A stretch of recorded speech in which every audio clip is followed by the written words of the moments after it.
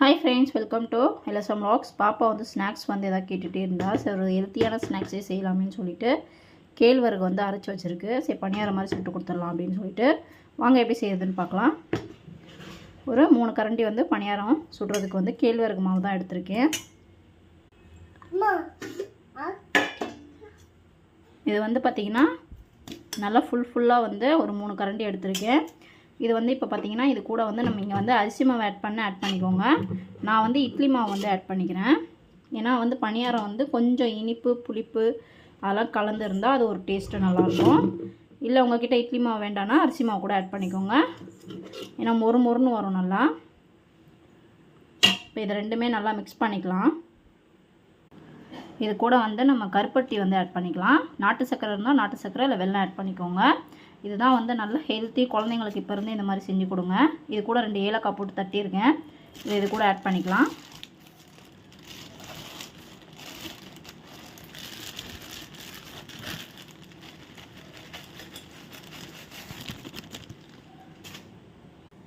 இப்போ வந்து இது எல்லாமே நல்லா பீட் பண்ணி எடுத்துக்கலாம். இது கூட வந்து இன்னும் நீங்கள் வாழைப்பழம் முட்டை ஆட் பண்ணாலும் ஆட் பண்ணிக்கோங்க. இன்னும் நல்லா டேஸ்ட்டாக இருக்கும். உங்கள் ஆப்ஷன் தான்.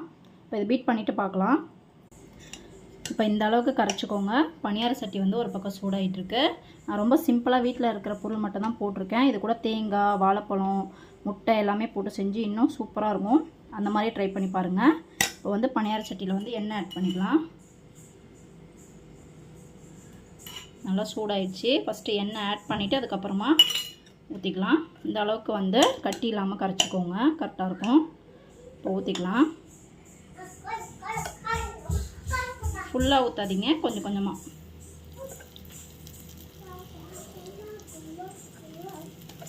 தேங்காய், வாழைப்பழம், முட்டை இதெல்லாம் போடும்போது இன்னும் நல்ல டேஸ்ட்டாக இருக்கும்.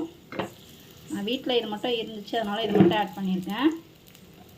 அதெல்லாம் போட்டு கொடுங்க. குழந்தைங்க வந்து வாழைப்பழம் முட்டைலாம் தனித்தனியாக சாப்பிட்லன்னா இந்த மாதிரி வந்து ஹெல்த்தியாக கூட சாப்பிட்றதுக்கு நல்லாயிருக்கும். இப்போ மேலேயும் வந்து எண்ணெய் ஆட் பண்ணிக்கலாம். மீடியம் ஃப்ளேமில் வச்சு வேக விடுங்க. அப்போ தான் உள்ளெல்லாம் நல்லா வேகும். பாருங்கள், இப்போ சூப்பராக வந்து பணியாரம் வந்து ரெடி ஆகிடுச்சு. எடுத்துக்கலாம் நம்ம. இப்போ பாருங்கள், சூப்பராக பணியாரம் ரெடி ஆகிடுச்சு. எடுத்துக்கலாம். சூப்பராக வந்து ஒரு கேழ்வரகு பணியாரம் வந்து ரெடி ஆகிடுச்சு. ஒரு ஹெல்த்தியான பணியாரம் கூட, ஒரு ஹெல்த்தியான ஸ்நாக்ஸ் கூட. நீங்களும் இதை ட்ரை பண்ணி பாருங்கள். வீடியோ பிடிச்சிருந்தது அப்படின்னா லைக் பண்ணுங்கள், ஷேர் பண்ணுங்கள், சப்ஸ்கிரைப் பண்ணிக்கோங்க. பக்கத்தில் இருக்க பெல் பட்டனை கிளிக் பண்ணிக்கோங்க. அப்போ தான் நம்ம போடுற வீடியோ வந்து நோட்டிஃபிகேஷன் வரும். தேங்க்யூ. Bye bye.